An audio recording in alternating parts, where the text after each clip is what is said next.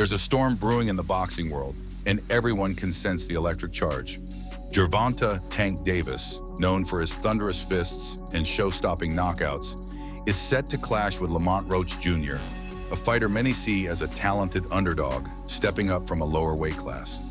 The tension between these two men has been simmering for years, and now it's about to erupt on fight night.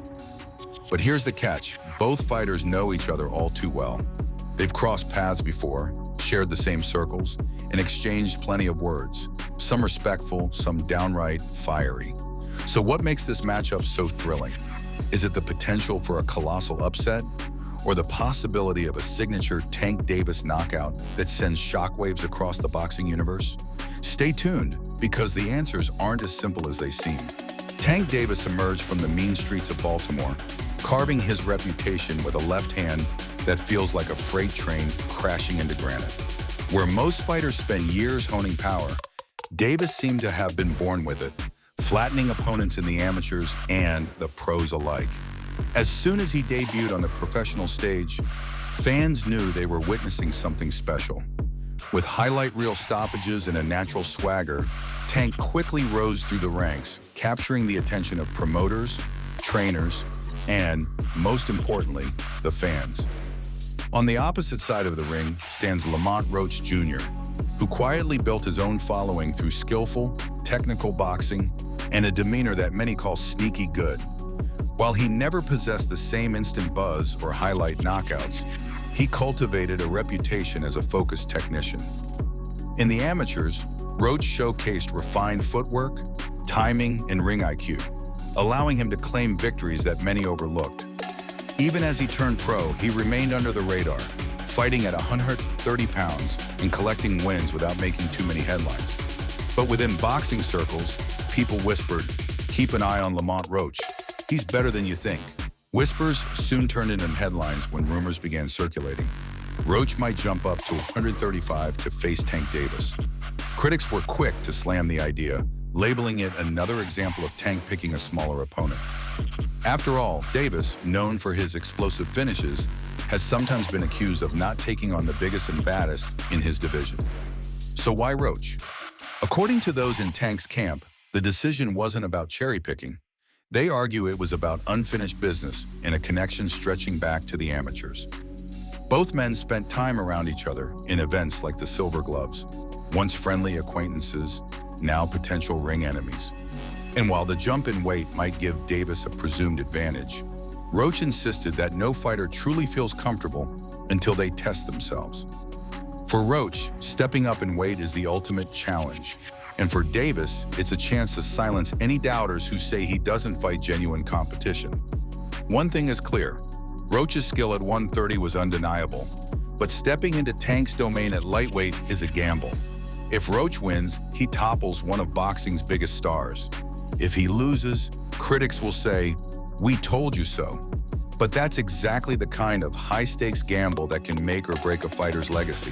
Boxing thrives on expert analysis, and this fight has triggered a wave of takes from every corner of the sport. Teofimo Lopez, a big name in his own right, sounded intrigued. He believes the fight could be a wild spectacle if Tank allows it to be, highlighting that both men share an understanding of each other's style.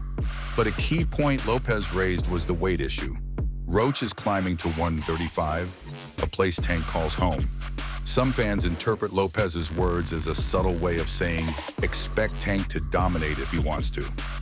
Meanwhile, legendary analyst Al Bernstein took a more cautious stance regarding Roach's chances. He praised Roach's background, calling him a good fighter, but admitted that he just couldn't envision Roach truly troubling Davis. Bernstein cited the jump in weight as a main concern. A good fighter, he essentially said, but not one who can dethrone Davis.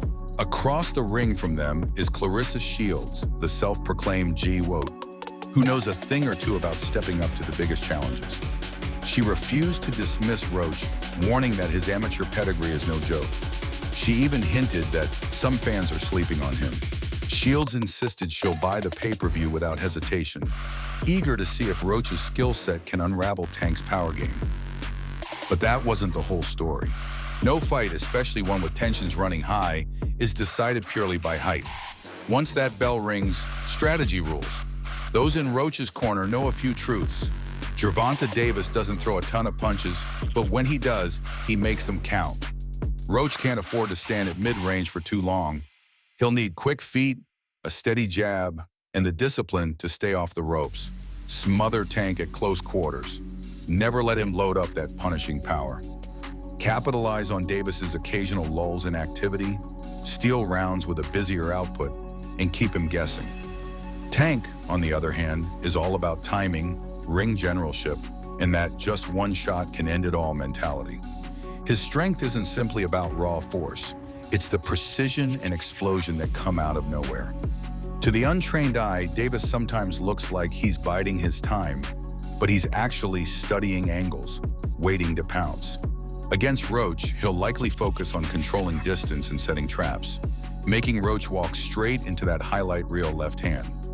If Tank's approach is to dominate early, we might see him stalking Roach from the opening bell, pressing him to the ropes and ripping shots to the body before going upstairs. The big question, will Roach's ring IQ be enough to avoid those bombs for 12 rounds? Or is Tank's unstoppable momentum just too overwhelming for an opponent coming up from a lower weight? As if the matchup weren't heated enough, the trash talk has sent sparks flying. Roach brazenly declared he would knock Tank out if given the chance, a statement that spread like wildfire across social media.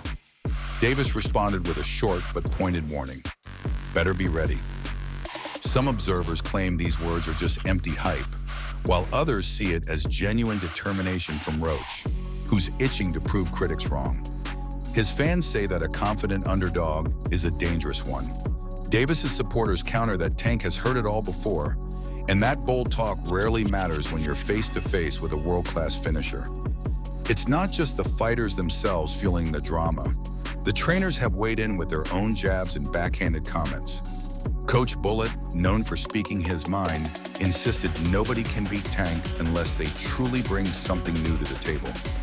Meanwhile, Barry Hunter, speaking from the perspective of someone who's witnessed countless gyms and fighters, said that the fact both men loathe losing only intensifies this clash. The result? A swirl of psychological warfare that extends far beyond the ring. The question now is which fighter will crack under pressure first, or channel that pressure into the fight of their life. But that still isn't everything. Every sport is fueled by the idea that a single night can reshape a career. For Gervonta Davis, a resounding win over Lamont Roach would solidify his stature as one of boxing's premier attractions. Tank has become a pay-per-view star with a string of knockout victories, and a decisive performance here would continue his meteoric rise. A single highlight reel finish might open doors to unification fights, bigger paydays, and even loftier star status alongside the likes of Canelo Alvarez. Fans hungry for big matchups would see that unstoppable aura continue to grow. For Lamont Roach, the stakes could not be higher. He's been floating on the fringes of major stardom, recognized as an accomplished lower-weight fighter, yet lacking that defining win. Upsetting Tank Davis would be monumental. Overnight, his name would rocket up every pound-for-pound conversation. Sponsors, bigger purses, and immediate recognition as a top contender could flow his way. Above all, it would silence the doubters who claim he's just too small. If he pulls off the upset, the entire boxing landscape shifts. And even if he loses but makes it extremely competitive, he could still emerge with a newfound level of respect and bigger opportunities.